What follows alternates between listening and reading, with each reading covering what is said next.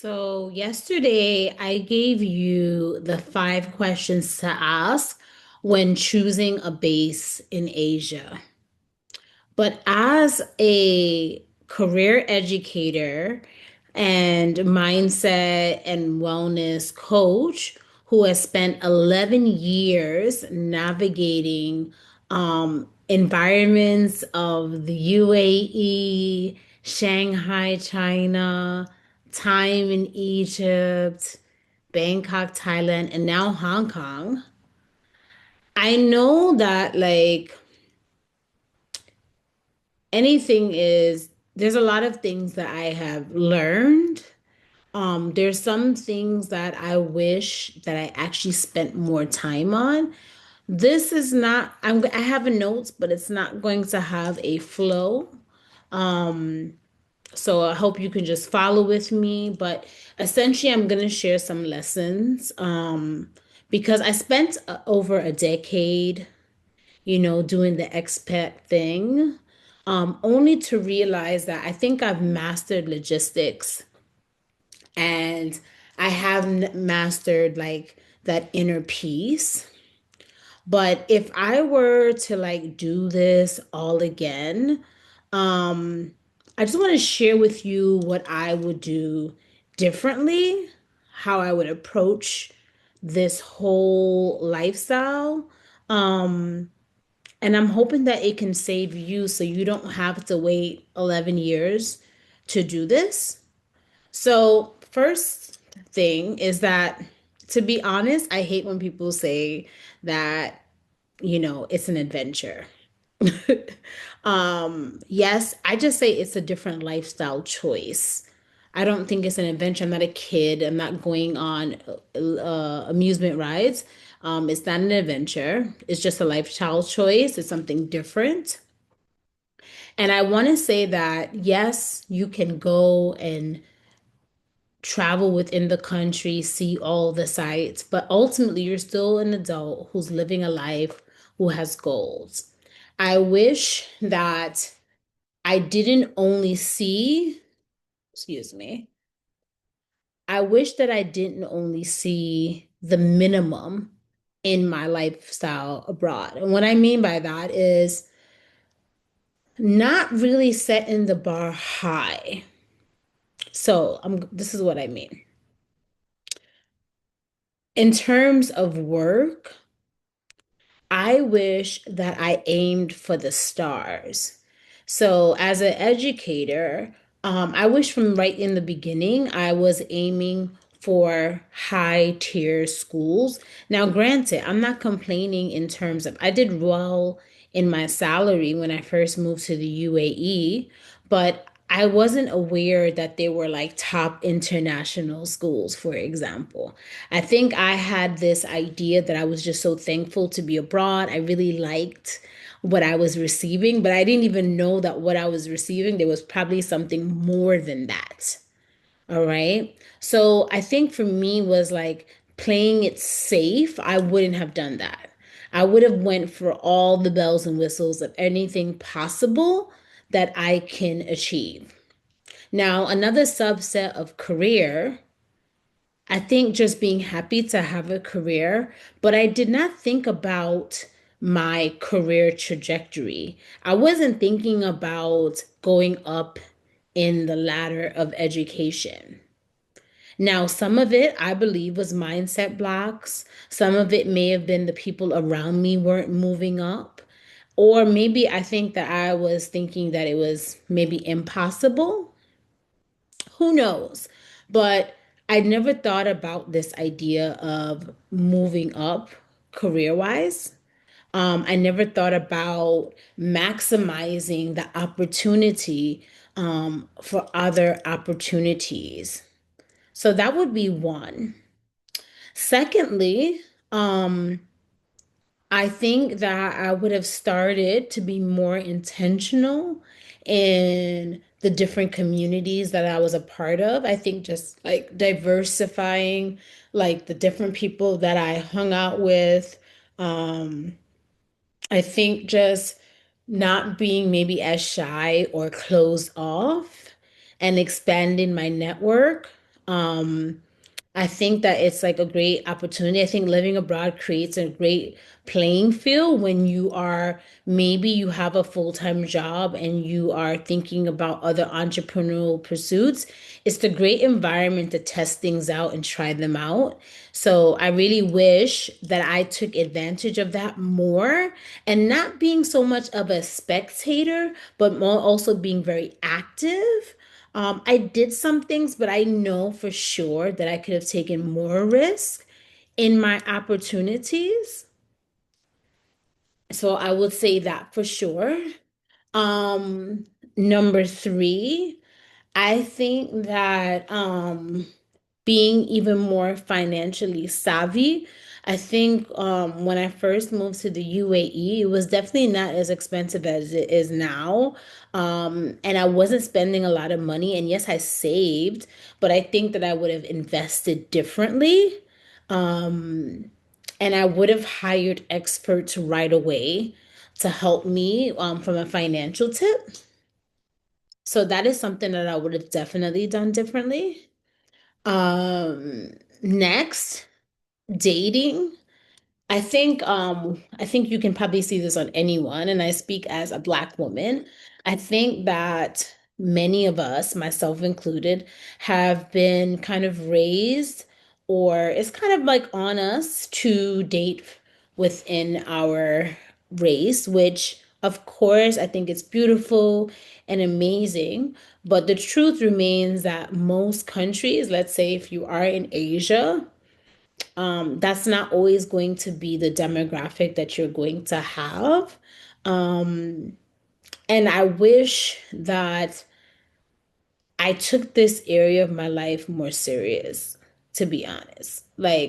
Um, and I wish that I didn't have as many mindset blocks, meaning thinking that maybe someone from a different background would not be interested in me. I think that I was carrying this unconsciously. Some beliefs that we have are very unconscious. So it's not like I'm sitting around thinking like someone's not checking for me, but based on results or based on my actions would then make me believe that, oh, this was a thought that I had.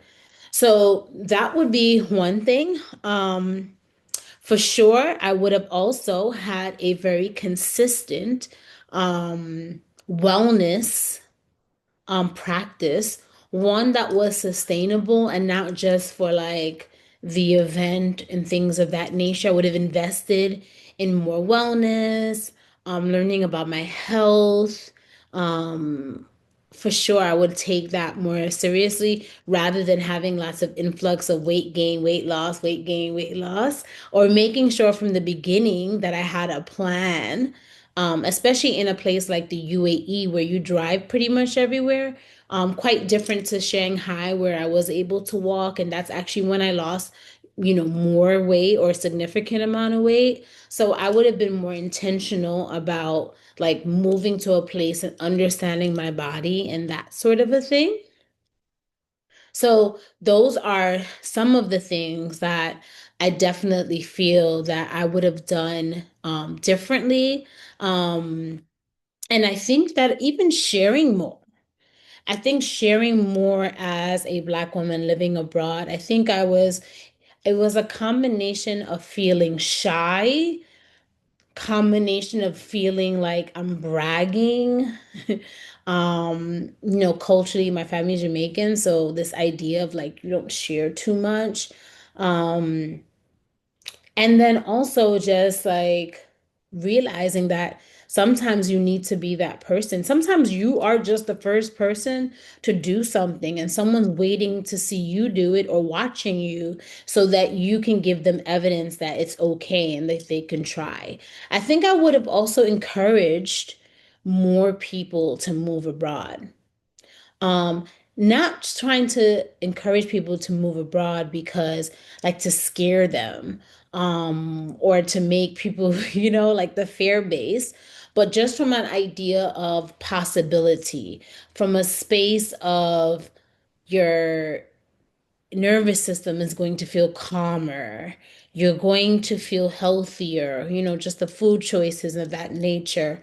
Um, inviting people or suggesting people to come so you have a tribe, because community is so important when you're abroad. Like, I think so many people talk about the logistic part, which of course is important. Like, you should know what visas, you should know about the healthcare and the cost. But I don't think, what I know is that what actually allows you to stay in a place is that 80%. And that 80% is like your well-being. Your 80% is on a regular Friday night, like tonight, when you don't have plans and now you're home. What do you do? You know? Or you're moving to a country and now you need to make friends, right? Or that sort of a thing. So I say that these are some of the things after 11 years. And I wish that every year I had a goal. I wish that every year I came there with a goal connecting to the country about what I wanted to achieve, what I wanted to do, being more audacious, being audacious about everything that I want, not feeding into too many other limitations.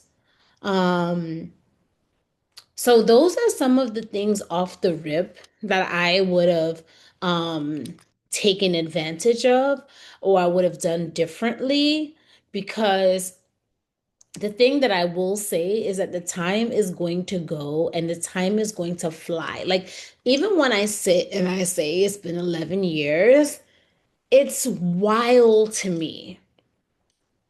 So it's like the time is gonna go anyway, so you might as well be intentional with like your planning. You should not like um put any limitations on what it is that you want for yourself.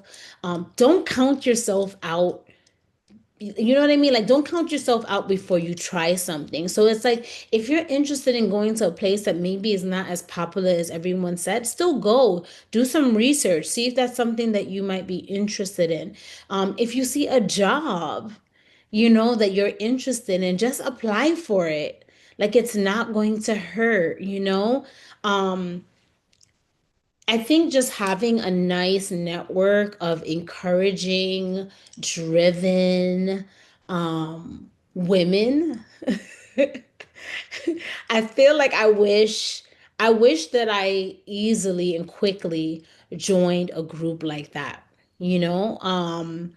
Because I think sometimes I find groups online or, even expat, it's like either it's super like, I hate the word woo woo, but it's like super, witchy woo woo. And we just sit in our house and look at tarot cards, right? Or it's the other extreme and it's like, I'm a boss babe. And like, I'm like, nah, like I'm in the middle because like, I understand the importance of personal development. I understand the importance of having a beautiful mindset and to have a mindset of liberation. And I also understand the importance of like having a strong spiritual component. I wish I had like a group like that. Like, if I had a wish, I would be to create a group like that, because I realize how important it is to have that kind of network when you're navigating transitions, when you are trying to figure out your work situation, when you're trying to date, when you are faced with just like loss or grief. I just think that is just so important. I just think that finding that network of people who are driven but down to earth, people who are aware of, certain challenges, but they cheer for you. So I wish that I was very committed to finding groups like that or creating them right away, because I feel like that muting of myself also contributed to some of the mistakes that I made, if that makes sense. So yeah, let me just quickly recap because this video is everywhere. It's a Friday night. Um, One is definitely going and applying for all the jobs that I'm interested in. Not seeing living abroad as like like creating a cap for what's possible and not and daring to still excel in my career. Two, definitely applying and um, moving to countries that align to like my vision and making sure that I keep up with my wellness, having something that's sustainable.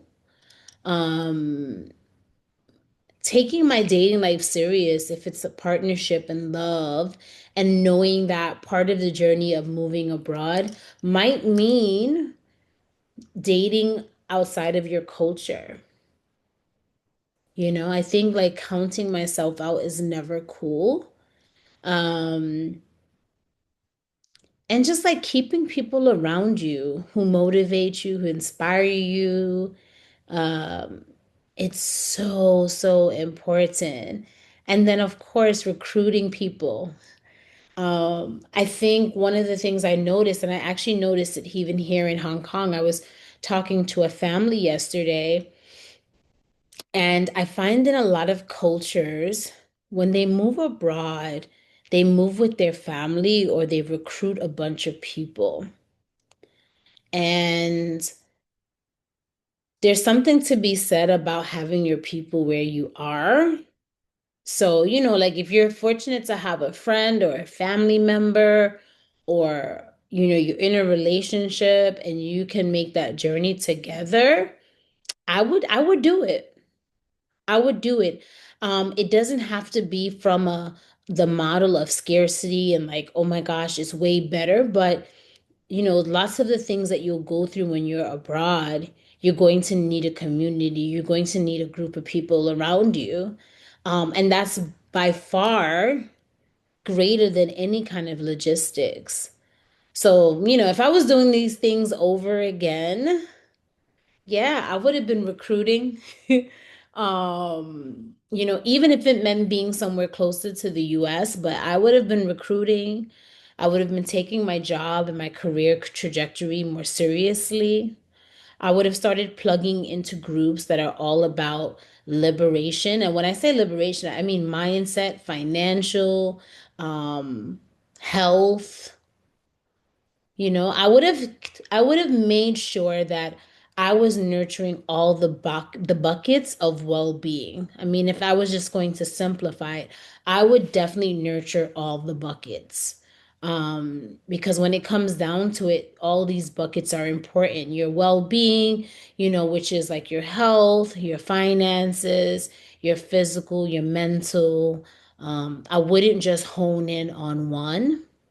So this is my Friday chat. This is your girl Nicole. I'm an expat well-being coach who's been living abroad for 11 years across Asia. And I'm here to make you live your best life abroad, even if you're rebuilding like me over 40. So if you love this video, please go back and check out the others. Please comment.